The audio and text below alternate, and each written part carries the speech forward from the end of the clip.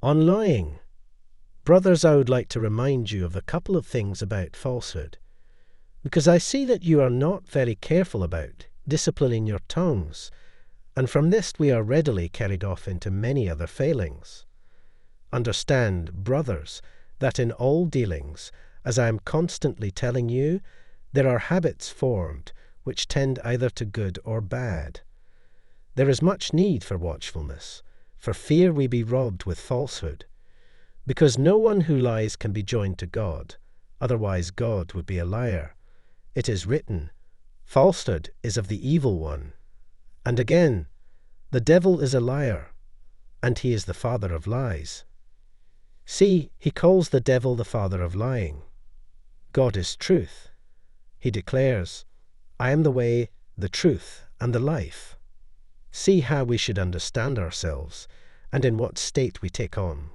When we lie, clearly it is the disposition of the evil one. If then we should be saved, we should, with all our hearts, love truth, and keep ourselves away from every falsehood, so that we not be divided from truth and life. There are 3 different types of lying. There is the man who lies in his mind. There is the man who lies in his words, and there is the man whose life is completely a lie. The man who lies in his mind is the one who is given to suppositions. If he observes someone speaking with his brother, he is suspicious and says, they are talking about me.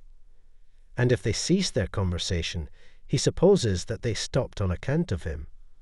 If someone should say one word, he believes that it is for the aim of bothering him, and in everything he says about his neighbor, he did this because of me. He said this about lying about me, or he did that for this cause. This man is being a liar in his mind. There is nothing which he says that is true, but only suspicions. From this comes useless investigating, gossip, deceptions, fighting, reckless judgments, and the like. Then it happens that what he imagines is actually true, and then he says he would like to rectify himself, and he spends copious time thinking, I see that someone is speaking contrary to me. What is the fault which he is charging me with? I will correct myself from this. But this type of thing is from the devil from the start, because it started in falsehood, because, not knowing, he imagined what he did not truly know. How can a rotten tree yield good fruit? If he truly desired to rectify himself when a brother said to him, do not do that, or why did you do that? He would not be distressed, but bow down and admit his failing and thank his brother for amending him. Then he will truly be healed of his failings. Because if God sees that such a one is of a humble nature, he will never allow him to err, but will always send what he requires to put him on the straight path. If one should say, to rectify myself, I will rely on my imagination, and to always be suspicious, and to spend a large amounts of time in self-examination, is the work of the devil when he attempts to deceive you. When I was in the monastic community, I was tempted to figure out from the behavior of someone the disposition of the soul. Once a woman bearing a pitcher of water passed by where I was standing. Praying and my thoughts were borne away, and I do not know how. But I was struck by the look she had in her eyes. My mind suggested to me that she was a prostitute. When this suspicion came to me, I was bothered and disclosed it to the old Abba John. Master, I said, if, without desiring to, I see someone's actions and my mind suggest to me the disposition of their soul, what should I do? And the old man explained the idea like this. Let us suppose that a man has a natural urge to do something, and by fighting against it he was victorious. Surely you would not suppose to learn the state of the soul form this. Never put any faith in suspicions, because a wrong supposition leads good reasoning to an incorrect conclusion. Suspicions are lies, and they will blind your mind. Even if my mind suggested to me something about the sun, this is the sun. Or, Something about darkness, this is darkness, I would not trust them. Nothing is more grievous than suspicion. Nothing blinds the mind so much, because if we allow them even for a little bit to persuade us, they will convince us that we have seen things that really are not there and could never be there. And I will relate to you a great thing which I saw from the start to the end when I was in the monastic community. There was a brother there whose mind was full of this type of trouble, and he was regularly misguided by his own imagination. He was fully convinced that each of his suppositions was a fact, and that all things were exactly as he supposed, and that it could not possibly be otherwise. As time progressed, the devil, to trick him, convinced him to go into the garden to watch. Since he was secretly watching and listening carefully, he thought he saw a brother stealing and then eating a figure. Now it was Good Friday, and barely the 2nd hour. The devil had so misguided him that he was sure that what he beheld had actually occurred, and being unseen he left without saying a word. He was on the watch again near the time of the liturgy, looking to see what the brother who had consumed the fig would do concerning Holy Communion. And when he beheld the brother washing his hands to go and partake of communion, he rushed to the abbot and said, "See here, Brother X is there entering to partake of the sacred communion with the brothers. Command that it not be granted to him, because I saw him early this morning taking a fig and eating it." At that time the brother entered with an excellent memory to partake of the sacrifice, because he was a God-fearing man.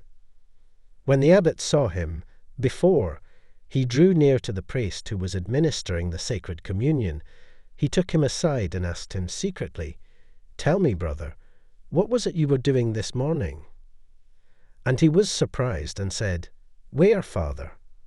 And the abbot said, "In the garden when you entered very early this morning. What were you doing there?"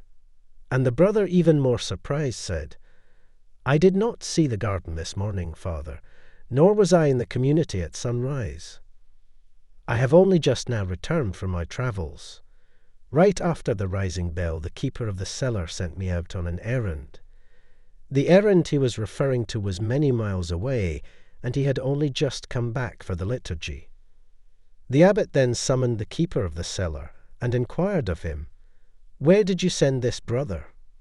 And the keeper of the cellar verified what the brother had said, that he had sent him to a certain man at a certain village.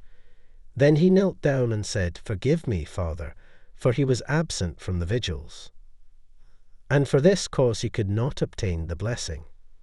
The abbot was persuaded, and he dismissed them both, and sent them to partake of the communion. Then he called the brother who had been suspicious, chastised him sharply, and he prohibited him from partaking of the sacred communion. And in addition to this, after the liturgy he summoned all the monks, and with tears he related to them what had occurred, and made an example of the brother. He had 3 reasons for doing this. 1. To vex the devil, and to reveal him as the sower of suspicion. 2.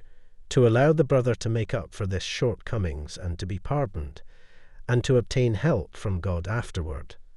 3.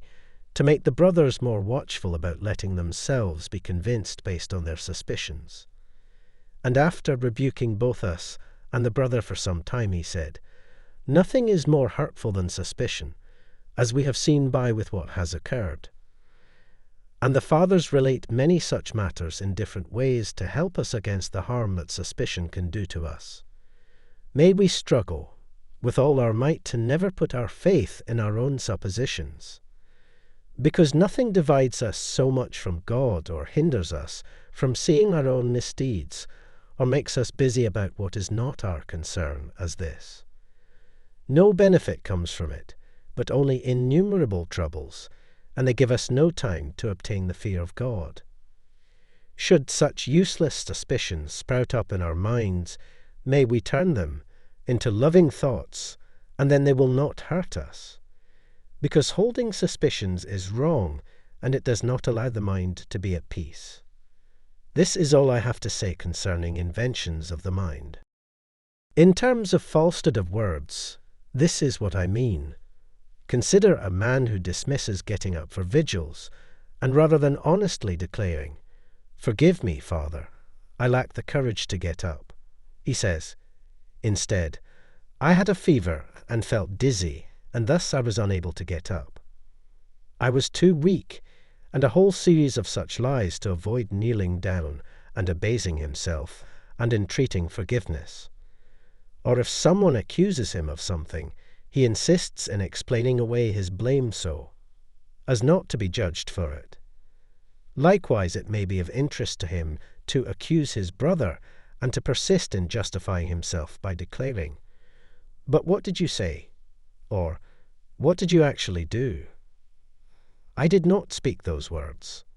Perhaps someone else said it," with many buts, so as not to be humiliated. Again, if he desires something he does not actually say, "I desire this thing." Rather, he continues to speak in a circular way. "I am afflicted by this, and so I need that," or "I have an order from this one," and he goes on speaking lies until he obtains what he wants. For as much as all sins come from a love of pleasure, or greed, or vainglory, we can say that lying is based on these three vices. 1.